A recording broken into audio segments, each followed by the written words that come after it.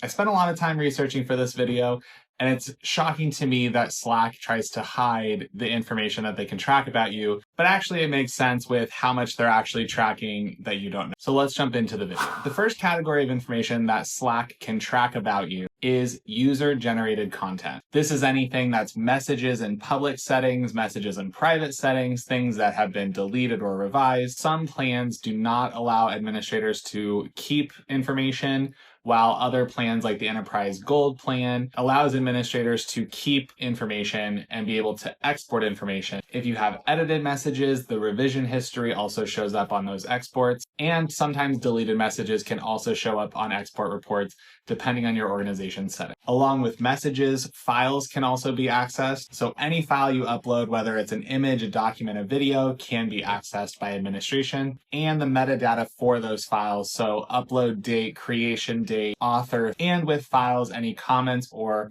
reactions are also recorded as part of this process. Other user-generated content like video calls or phone calls are also recorded. Things like start time, end time, duration, number of participants, and participant information. One thing I will say in relation to the video and phone calls is I couldn't find any information about whether or not there's transcripts involved. So while the calls may have components that are being monitored, like the duration, the time, the participant list, things like that, I'm not sure, I'm not confident if there is a transcript and if the transcript is being recorded. Now, if you've seen my other video about Microsoft Teams, I got a lot of comments on that video. So I just want to tell you, while your boss is maybe able to pull your information, or while they maybe are able to look at your messages directly, doesn't necessarily mean they're going to. The administration has the ability to pull information, but they're actually not pulling those reports very often. So with that, let's jump into the next category. The second big category is user account information. This includes your personal information, so your first name, your last name, your email, the email that's associated with your Slack channel, and even your language preferences are all recorded.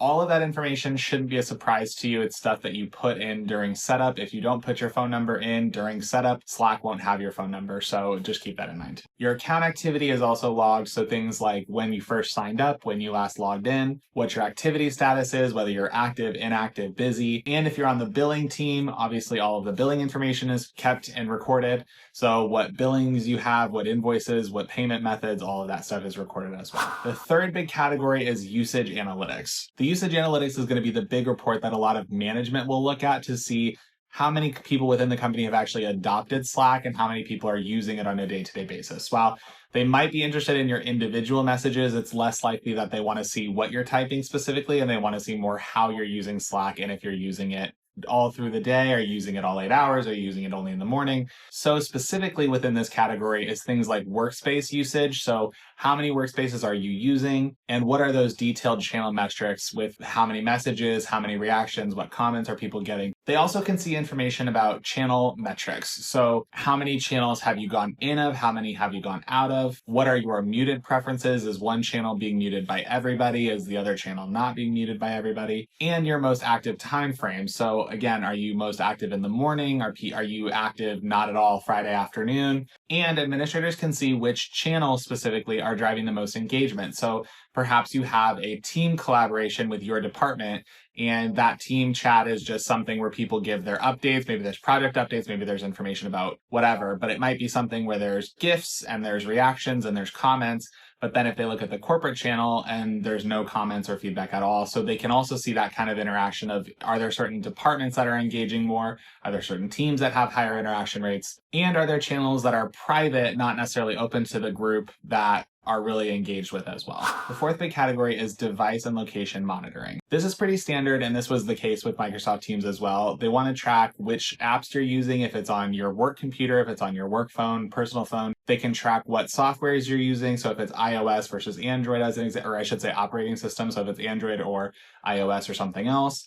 They'll be able to tell if you're using it on a laptop, on a browser, if you're on a computer, what kind of computer is it, how new is it, what operating system it has. All of that information is tracked. It will also track which location you're using, so it'll track where your IP address is. And what I will say, if you're using a VPN or if you're using something like Apple iCloud Relay or whatever that's called, that will show up as a different location on your Slack app because of the IP address that's being tracked within that. it'll show up as Slack on Slack as you being in a different location. And it'll track things like upload speeds and download speeds, more for performance metrics so that the admins or the people on Slack's side can see which countries are lagging, that they need to offer more support or whatever. The fifth category that Slack can track is integrations and third-party apps. They can track what apps you use, which ones are installed, how long they're installed, what computer they're on, and they can track specific interaction for third-party apps. So let's say you have a specific bot setup that is meant to create a task on Trello for a certain rule. So anytime someone assigns you something in a chat, it automatically sends it to Trello. That makes a board for you. The Slack will be able to track that the bot is set up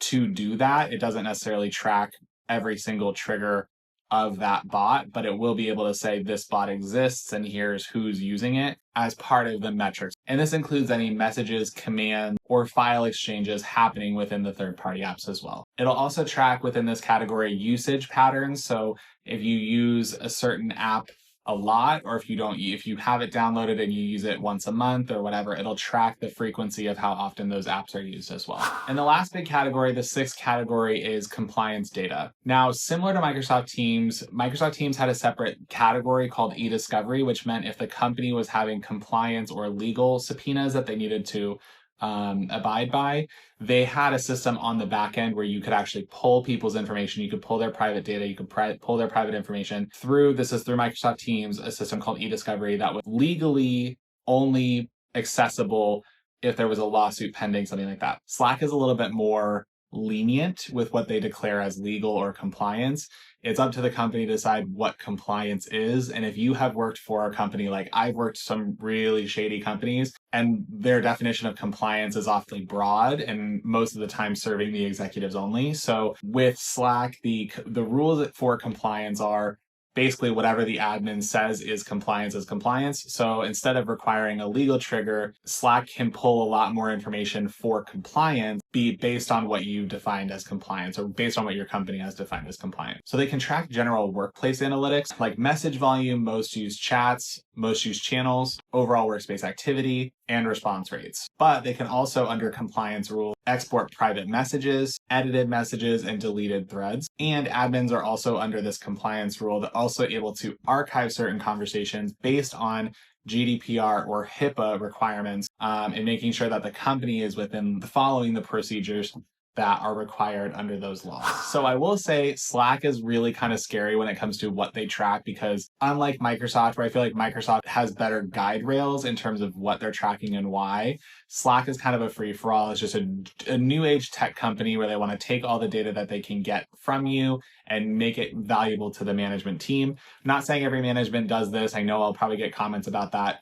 Not every admin is going and looking at your DMs. They don't really care what you're doing, but just know that some companies have access to that information. So be smart with what you're typing, make sure that you're using it only in professional settings, and be aware of what your company policies are in relation to tracking analytics and privacy. I know in Europe with GDPR, it's a little bit different. So just know your policies, know what your rights are in those countries and where you work. And if you're looking for more information about your company monitoring you, check out this video I made about the signs that your company might be monitoring you. And with that, I will see you on the next one.